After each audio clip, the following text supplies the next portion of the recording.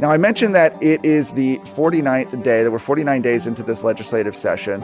In just a week and a half, on that 60th day, we've got a big deadline, because 60 days means a couple big things for people who are following the legislature. One, it's the deadline for filing legislation. So almost any bill idea you might have, maybe you think of something tomorrow or over the weekend, not very likely at this point that it's going to be drafted this legislative session.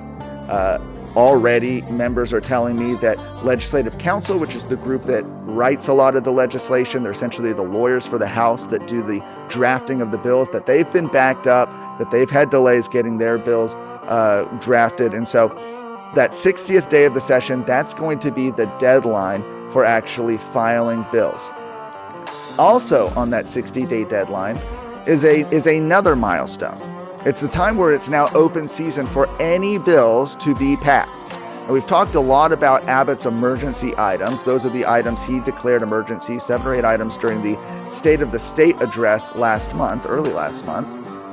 And so for the first 60 days of the session, lawmakers were limited to only passing legislation dealing with those items, by and large, unless they suspended the constitutional rule that prohibits that, like they did actually in the Senate with the lottery courier bill.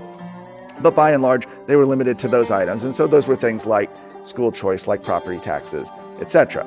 Now with that 60 days, when that 60-day milestone is past us, they will be able to pass any bill, which means there will be no more excuses that lawmakers can use for not working and starting to pass those things.